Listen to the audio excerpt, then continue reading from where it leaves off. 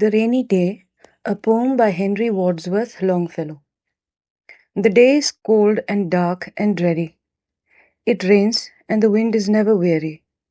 The vine still clings to the mouldering wall, but at every gust the dead leaves fall, and the day is dark and dreary.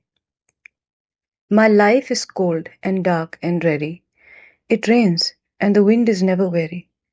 My thoughts still cling to the mouldering past, but the hopes of youth fall thick in the blast, and the days are dark and dreary. Be still, sad heart, and cease repining. Behind the clouds is the sun still shining. Thy fate is the common fate of all. Into each life some rain must fall. Some days must be dark and dreary. H. W. Longfellow was an American poet who lived from 1807 to 1882. He faced his share of tragedies during his life. His first wife, Mary, died in 1835, 4 years after their marriage, following a miscarriage. This poem was published in 1841 or 1842 and likely reflects his grief. Just as this poem explains, all our lives are filled with highs and lows. So was Longfellow's life. In 1843, he went on to marry Frances Appleton.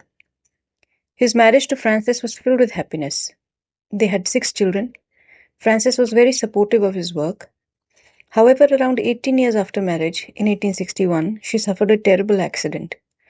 While sealing some packages with wax, her dress caught fire, and she suffered significant burns, which led to her death. In trying to save her, he suffered burns too. The same year, the American Civil War broke out and brought along its own suffering.